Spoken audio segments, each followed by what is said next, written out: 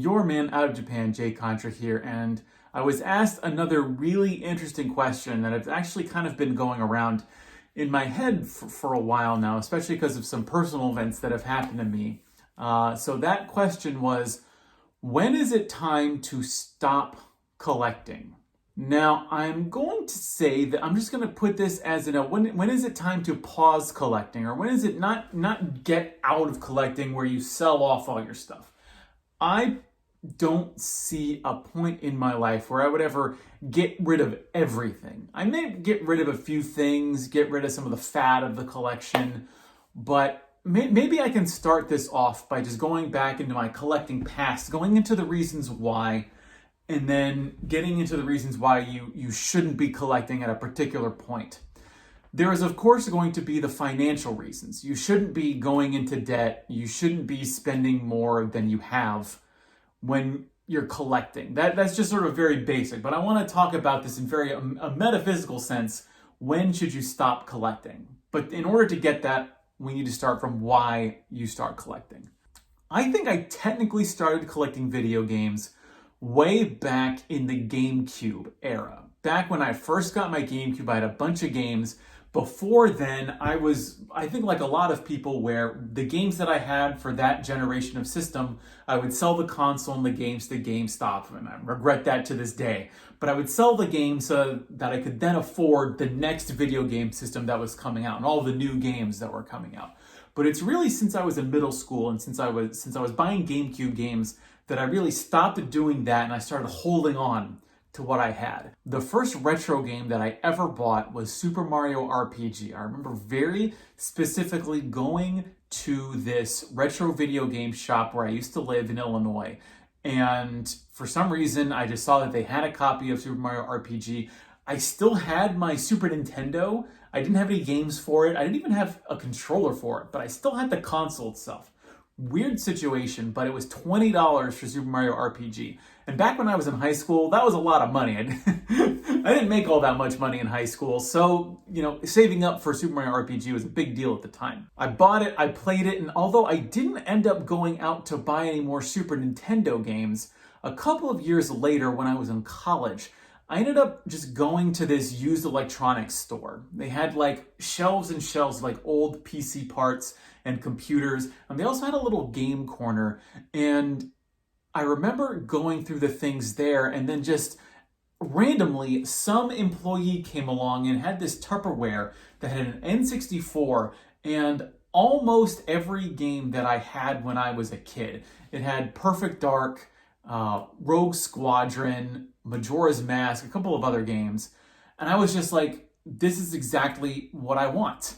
And so I bought that N64, I bought the games, and I've held on to them ever since. And then years later, I ended up going to Japan, and then I had access to all of these cheap games. It was around 2012 at the time. That's when retro gaming was really, really taking off. Like, I think probably the reason I had gotten into retro gaming really was, in 2007, 2008, that's when YouTube was really getting off the ground. You had characters like the angry video game nerd bringing back Nintendo games into the modern consciousness. My reasons for collecting was going back and buying all the games I had when I was a kid, and then that sort of transmuted when I was in Japan to buying all the games that I, for one, either didn't have access to because I didn't have a job, so I wasn't able to afford all the games when I was a kid, or these were Japanese games that I finally had firsthand access to.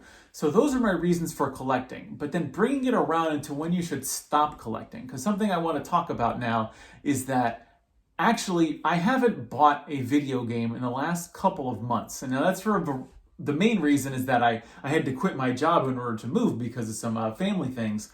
But also, I was probably not going to be buying video games anyways for a long time because I'm starting to get overwhelmed with the amount of video games that I actually have, and particularly the games that I have not played.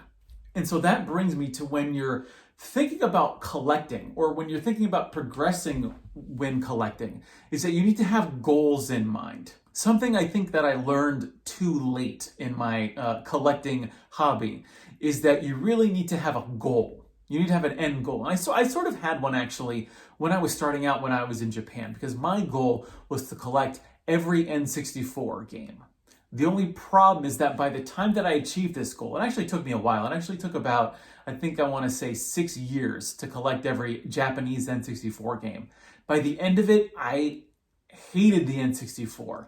I had started to do reviews on YouTube of N64 games that were released only in Japan. But I just started to hate it. You had all of these sports games that I didn't care about. Even the just Japanese only games that weren't sports games, like Super Bedaman. I was like, why am I playing this? You need to be aware of the cost of that goal. Because if you're going to go, say, and try and collect every Super Nintendo game, or say, let's just even limit it to every Super Famicom game, every Super Nintendo game that was released in Japan, you're going to be paying a lot of money, not only just for the rare games, but you're also going to be spending a lot of time and money hunting down just the smaller games. Do you really want to have a shelf that's just full of sports games for the Super Nintendo? If you're just so into the Super Nintendo that that's what you want to do, then by all means do it. But be cognizant of what that's going to cost, both in financial terms, but also mentally. And I can't stress this enough, that I think truly the biggest reason why I don't want to buy any video games right now, why, if everything goes according to plan, I won't be buying any video games until like 2022, is because I actually want to enjoy the games that I have right now. I talked about this in a video earlier, but there was definitely a sense of fear of missing out when I was collecting video games, because I felt my time in Japan was limited, and that turned out to be true, but it wasn't so limited that I needed to buy so many games, to the point where I just really felt weighed down by the games that I had. And while I didn't want to necessarily get rid of them, I don't think I thought about the time I would need to invest in actually playing the games. I really enjoyed hunting for the games. I enjoyed visiting new areas. I enjoyed going to new stores, and even going back to the stores I had been to before just to see what was new and what was in stock. But something I've come to realize is that I actually didn't need to buy the games. It's not enough for me to have the game. I think what my collecting goal really is I want to have games and to actually be able to tell you about the games, and to actually tell you about my experiences with those games, and also maybe even tell you about like the Wikipedia hole that you go into, or the internet searches that you have to do in order to better understand the game. But for me, just having the game, if I have this shelf, and actually at home at my parents' house, I do have a shelf, a couple of shelves actually, that are full of games that I've maybe only played 10, 20% of. So the other 80%, I could tell you the title, and then I probably couldn't tell you that much else. And so it might be a game that I'm like familiar with. These games I might have some cursory knowledge of. But when I think about a game that I spent like $20 on, like Rockman and Forte, I haven't even touched that yet. I can tell you that yes, it's going to be an action platformer where you're playing as Mega Man for the Super Famicom. I can't tell you any of the bosses. I haven't played it. I don't know how good it is. I don't know how well it stacks up against like Mega Man 8 or the Mega Man X games that were released on the Super Famicom. So to me, and I can't stress enough that this is going to be a personal judgment. You can go, I think, to other people to ask for their advice and to ask for their experiences, but ultimately it's going to be up to you, or perhaps your partner or your family, depending upon your situation. It's going to really be up to you to decide when you need to stop collecting video games. It doesn't have to be stopping. It just has to be either pausing, taking some time to enjoy your games, taking some time to get rid of the games that you don't actually want. But when you're talking about collecting, you're talking about actually physically possessing these objects. And so what is the cost going to be to possess these things in terms of space, time to both find and enjoy, and also the financial aspect? But that's not really the thing that I wanted to focus on this video. There was a point when I was collecting Japanese GameCube games where I was thinking, well, the thing about the GameCube is now it's a bit different because GameCube games have really skyrocketed in price. But at the time, this is about 5 years ago, I think, I had a lot of GameCube games, Japanese GameCube games, that I then realized I could just play them in ISO format on the Wii. what was the point if I could play these games digitally on what was essentially the original hardware? What was the point of owning all of these physical games that are just going to either weigh me down if I have to move them from place to place, or are they just going to sit on a shelf and do nothing? Even if I do end up playing all of them, after I've sort of consumed them all, if you want to go into a weird way of thinking about it, if I've consumed them all, what is their physical presence doing for me? Now, I can definitely say that having a small collection, that original N64 collection that I found in that electronics shop, having those games is great, and I would never get rid of those. But for GameCube games that I don't really have that big of an attachment to, actually something I've been thinking about recently, given the situation that we're in, I have a GameCube collection in America of American GameCube games. It's probably worth, $1,000 or more now. And it's not like it's that many games. I don't have anything super rare. It's just that I have some Nintendo games that have gone up in price for whatever reason recently. What good are they doing me when I'm not even on the same continent as those games? I'm lucky to be in a financial situation where I don't have a financial strain on me, so I don't have to sell those games. But maybe that $1,000 could be the next ticket to Japan. Maybe that could be the PS5 when it comes out. I don't think I'm going to sell them. Actually, now that I think about it, I don't think I'm ever going to sell those games. And it's nice to sort of have that, break glass in case of emergency. I guess I could sell them if I absolutely had to. I think what it comes down to is when you have that collector mentality, when you've got that mentality where you just want to have all of the stuff and you just want to, like a dragon, you want to have this cave where you just stack everything together and you just want to sit on it. If you can limit yourself to just one collection and maybe another side thing that you're doing, that doesn't seem too bad to me. And if you're lucky to be in a position where you can actually do that and actually see that through, then yeah, maybe you should just do it if it's not going to be straining your finances or straining your time.